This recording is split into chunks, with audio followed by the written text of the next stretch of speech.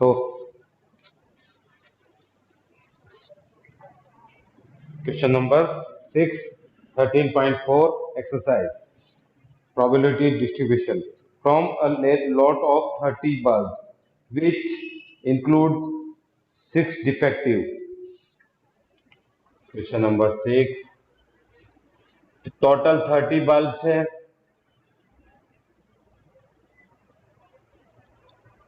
30, ये हो गया टोटल बल्ब है 30 और defective D is equal to 6, good 24. Okay, a sample of 4 bulbs is drawn at random with replacement. Okay, with replacement है, find the probability distribution of the number. तो इसमें से आपको 4 बल्ब का सैंपल लेना है, 4 बल्ब का सैंपल लेना है। तो उसके लिए अब आपको ये देखना है क्या क्या पॉसिबिलिटी हो सकती है। x is equal to number of defective bulb, number of defective bulb is equal to 0, x is equal to 1, x equal to 2, x equal to 3 and x equal to 4। अब अपन बात करते हैं किस तरीके से लिखना है और टेबल किस तरीके से बनेगी, ये भी आप समझ सकते हैं, मीन मोड कुछ भी जो निकालना चाहे। अब अपन बात करते हैं कि इसके अंदर प्रोबेबिलिटी के लिए अपन निकालते हैं P, डिफेक्टिव की प्रोबेबिलिटी है 6/30। ठीक है, एक अगर कोई एक निकालता हूं तो डिफेक्टिव की प्रोबेबिलिटी आ जाती है 6/30 और ये आ जाती है 24/30। एक बल्ब की निकाल रहा हूं मैं, पहले यहां से ध्यान से समझना है, नेक्स्ट वाली एक्सरसाइज भी इसी से रिलेटेड है। तो ये हो गया 1/5, 6/30, ये हो गया 4/5। ओके, तो P x equal to 0 is equal to क्या होगा, क्योंकि रिप्लेसमेंट कर रहा है, ये बार बार रिप्लेसमेंट कर रहा है। अगर रिप्लेसमेंट नहीं करते तो क्या होता और रिप्लेसमेंट करेंगे तो क्या होगा, उस कंडीशन में अपने को समझना क्या आ जाता विदाउट रिप्लेसमेंट। यहां पर x इक्वल टू 0 का मतलब number of defective bulb is 0, यानी ऑल गुड।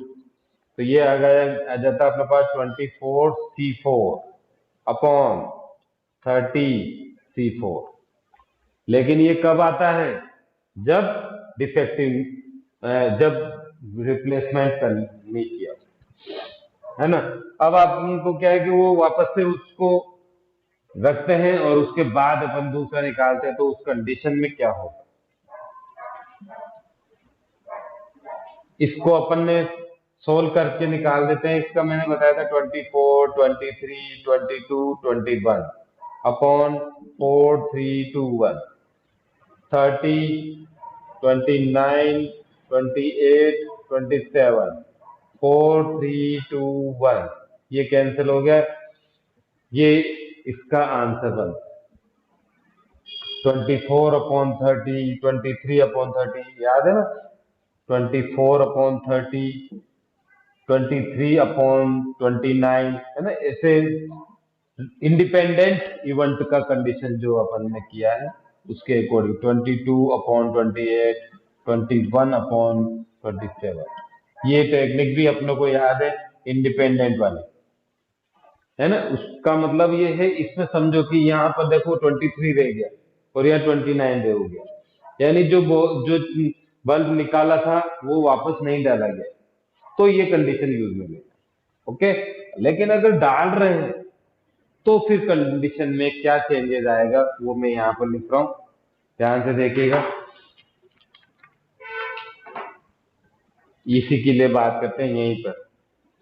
ये यहाँ पर जो वैल्यूज अपने पास आती है उसी के लिए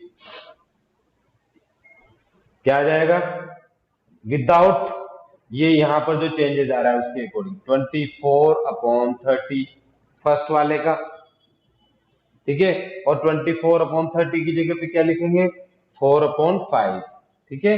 तो मैं यहाँ पर इसकी जगह पे लिख देता हूँ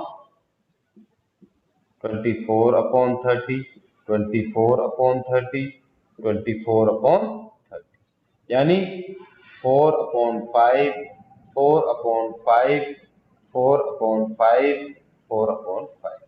दैट मीन्स 4 4 जा 16, 16, 16 जा 2, 56 अपॉन 25 इंटू 25, 625। ये आपके आ जाएगा आंसर। तो दोनों में डिफरेंस अपने को समझना है, with replacement and without replacement. Okay, ये यहाँ पे ध्यान रखना है, ये कम होती जा रही है यानी कि आपने उसमें उसको वापस नहीं डाला, अगर डाल दिया तो फिर ये आ।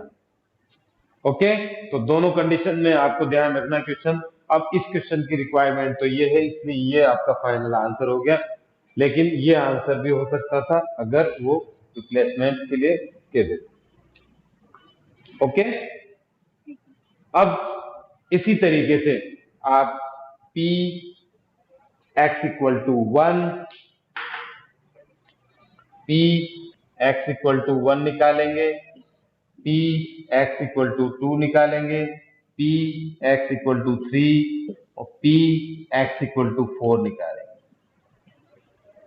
ओके, तो अब हम बात करते हैं कि एक वैल्यू जो है यहां पर ध्यान से समझना, अब एक वैल्यू, एक जो है वो डिफेक्टिव होना चाहिए, ठीक है, एक डिफेक्टिव और बाकी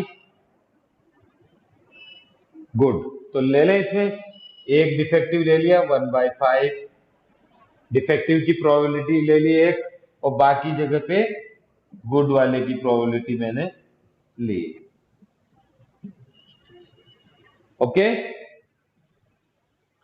अब यहां पर ये चीज अपने को समझनी है, तो इसका जो कैलकुलेशन है वो अपने को समझना पड़ेगा कि इसका जो आंसर है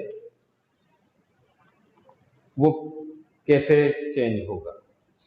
ये यहाँ पर जो चारों वैल्यू आई है इसके अंदर मैंने फर्स्ट को ही लिया है डिफेक्टिव, लेकिन ये डिफेक्टिव बल्ब आपस में इनके प्लेस को चेंज कर सकता है। ये फर्स्ट टर्म में ही डिफेक्टिव आए ये कोई जरूरी नहीं, इसलिए ये सेकंड पे भी हो सकता है, थर्ड पे भी हो सकता है और फोर्थ पे भी हो सकता है, इसलिए ये आपस में चेंज होंगे, ठीक है। तो कितने तरीके से आपस में चेंज होंगे ये आपको यहाँ पर मल्टीप्लाई में लिखना है। तो ये मल्टीप्लाई में मैं आगे लिखूंगा, ठीक है, और इनको एक सिस्टम के अकॉर्डिंग अपन अरेंज करेंगे। तो ये कितने तरीके से अरेंज होंगे उसके लिए मैं एक कॉम्बिनेशन इस्तेमाल कर रहा हूँ 4C1। कितने तरीके से आपस में बदल सकते हैं, 4 में से एक डिफेक्टिव है, ठीक है, तो 4 में से एक जगह पे चेंज हो रहा है, तो उसके लिए आपके इसके अंदर आ जाएगा 4C1। 4C1 की वैल्यू आ जाती है 4। इसका आंसर आप ताकि चेक कर सकते हैं। और क्या इसके पहले वाले में अगर अपन इसी तरीके से लिखना चाहें तो क्या लिख सकते थे, 4C0, क्योंकि जीरो वाला रिप्लेसमेंट यहाँ पर आया हुआ है, एक भी नहीं, ठीक है। टोटल 4 लेने, एन का मतलब कितने लेने और उनमें से कितने डिफेक्टिव है, ठीक है। तो 4C1 की वैल्यू 4 होती है, वो आप आगे सोल्व कर सकते हैं।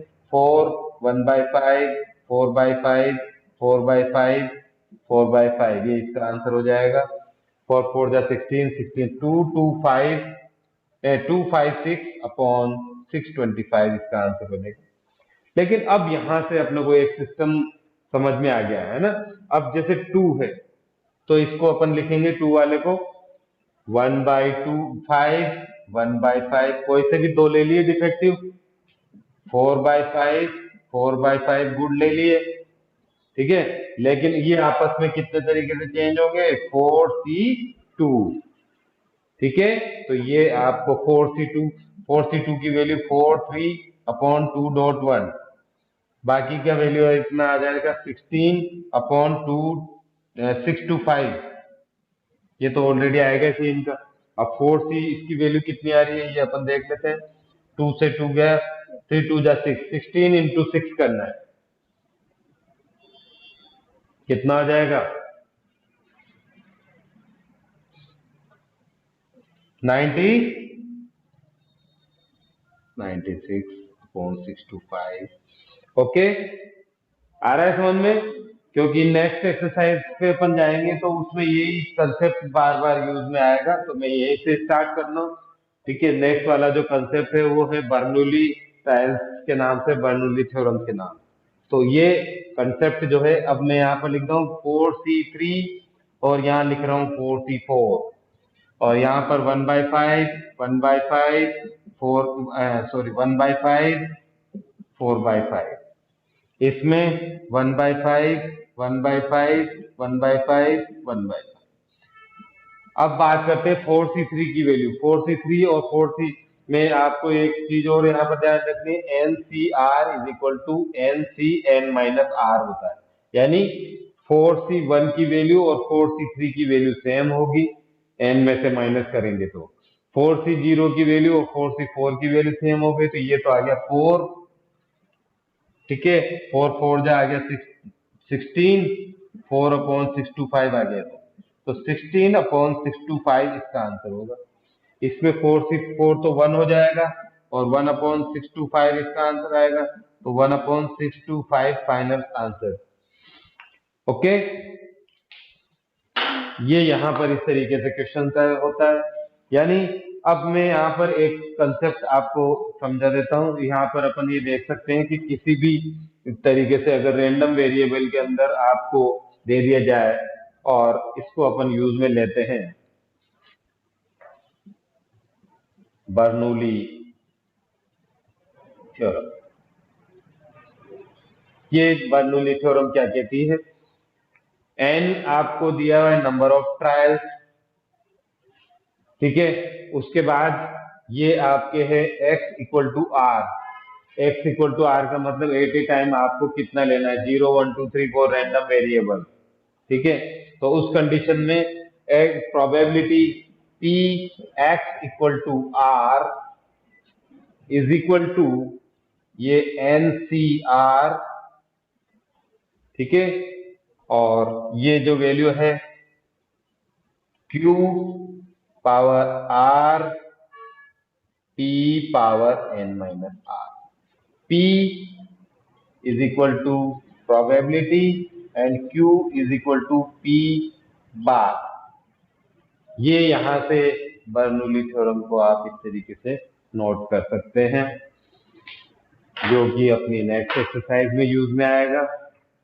ओके, ध्यान से समझना है एक एक चीज को।